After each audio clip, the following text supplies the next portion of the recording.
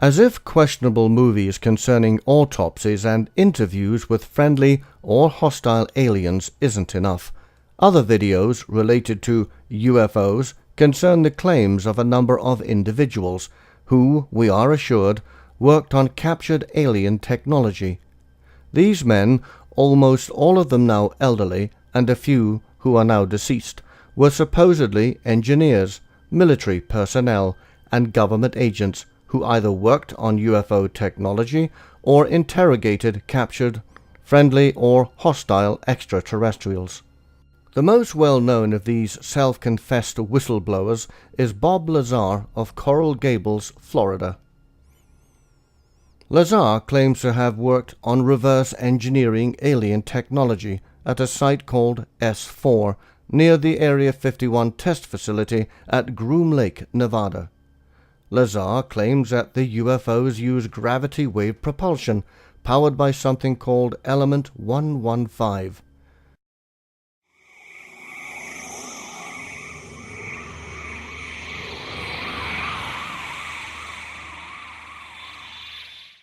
Lazar argues that the U.S. government has over 200 kilograms of Element 115, which was obtained from aliens from the Zeta Reticuli star system, which is over 39 light-years from Earth.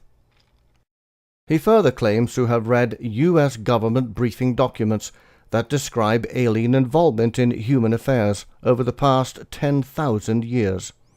However, some UFO investigators became suspicious of Lazar's casual openness about his work at Area 51, which would almost certainly have been top secret and would have resulted in his swift arrest by federal agents. Lazar claims to hold degrees from the Massachusetts Institute of Technology, or MIT, and the California Institute of Technology. Investigations into his background could not find any records of Lazar ever having attended either institution. Stanton Friedman, a trained nuclear physicist and prominent ufologist, was able to verify that Lazar took electronic courses in the late 1970s at Pierce Junior College in Los Angeles. At the same time, he was supposedly attending MIT in Massachusetts. He further determined that Lazar had graduated high school in the bottom third of his class, and that the only science course he took was chemistry. He believes that this would almost certainly have excluded Lazar from MIT, as the school usually only takes from the top 3 percentiles. Stanton believes that this would almost certainly have excluded Lazar from MIT, as the school usually only takes from the top percentiles, and only those who have taken many science courses. In spite of these findings, Lazar continues to give television and radio interviews and makes guest appearances at UFO conferences. At 11, with Paula Francis and Dave Cavassier.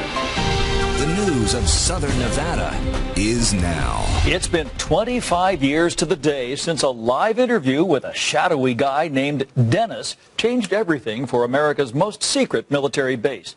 Dennis turned out to be a Las Vegan named Bob Lazar, who claimed to work at a secret facility built into a mountainside just south of Area 51. The story started a UFO stampede that continues to this day.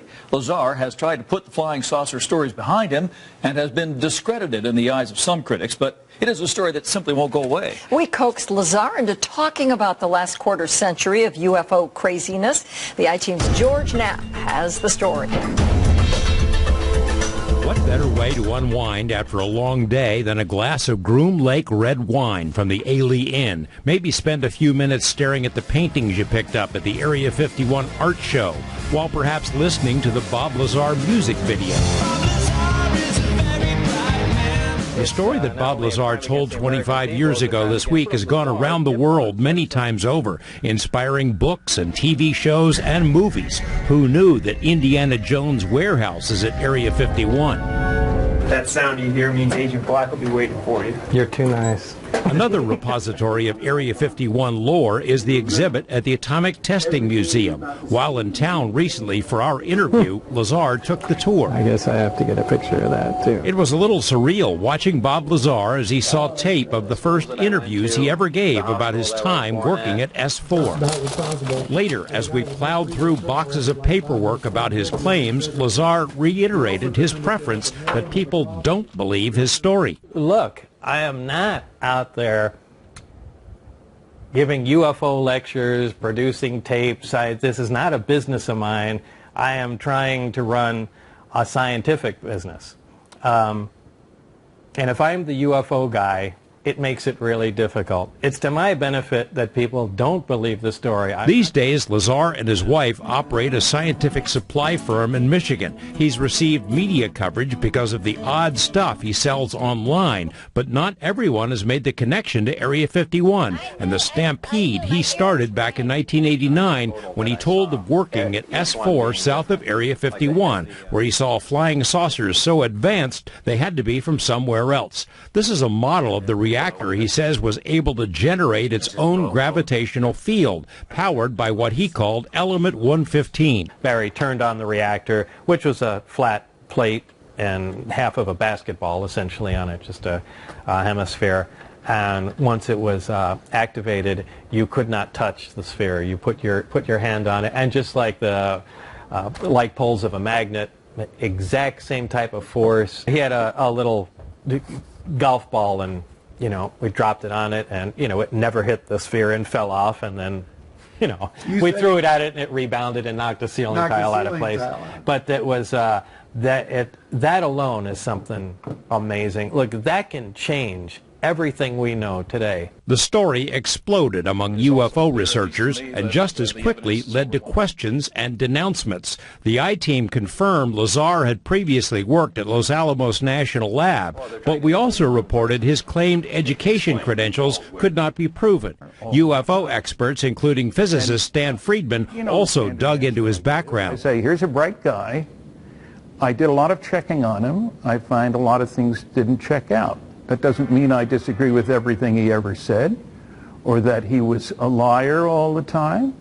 It means that I can't buy the story as presented. What all he did out there, I don't know. Lazar says there's no end to the questions, and even if he could prove he worked at S4, someone would say he must have been the janitor. So he generally avoids the topic altogether. Oh, you want some of the fame? What, the fame? There's no big dump truck dropping money off at my house every Thursday night.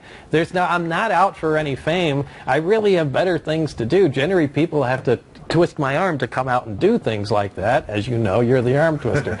Those who were around him at the time the story broke or took the trips into the desert to see the craft fly above S4 say you really had to be there. Did you see that move it did? There's a MUFON moron that calls me every once in a while, and he says, well, you don't still believe that guy, do you?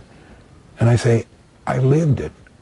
The whole 2 years, it was fantastic. It was one of the greatest times of my life. He wouldn't go through the trouble to make up a story to lie to people and then perpetuate that lie. Bob has no idea who won the Super Bowl and the World Series last year, do you? I mean, he's busy doing scientific stuff in the Bob Lazar world. He wouldn't waste his time perpetrating a lie on anyone. Look, I know what happened is true. There's no doubt, period. Lazar was known to have unconventional interests and a spotty financial record, so why would a top-secret program let him in? One theory is that maybe someone predicted he would spill the beans and was chosen because they wanted the UFO story to be planted. Lazar told us he can't rule that out entirely. We're putting together a special Area 51 section on our website, and we'll be adding material to it over the next few days, including extended excerpts with the most recent interview. And by the way, the Area 51 exhibit is having a grand reopening this Saturday. Had Bob Lazar or any other individual openly spoken to the media of their involvement in secret U.S. government projects, they would have been quickly arrested and face criminal charges under the Defense Secrets Act of 1911, specifically for the unauthorized disclosure of government secrets. But there is an intriguing twist to this story. Bob Lazar's statements were viewed with great skepticism until 2004, when scientists at the Lawrence Livermore National Laboratory in California, in collaboration with the Institute for Nuclear Research in Russia, announced the discovery of two new super-heavy elements, element 113 and item 115. Also in 2006, NASA announced that it would fund a research project to produce spaceships that will receive energy from an antimatter reactor. Bob Lazar spoke of element 115 and an antimatter reactor in 1989, and over 15 years later, scientists confirmed the presence of these concepts. Was Bob Lazar right? Indeed, was he and the confessions from supposed long-retired engineers and government agents actually telling the truth? And if so, is there a secret department of the United States government really working with alien beings, or at least entities that claim to be of extraterrestrial origin?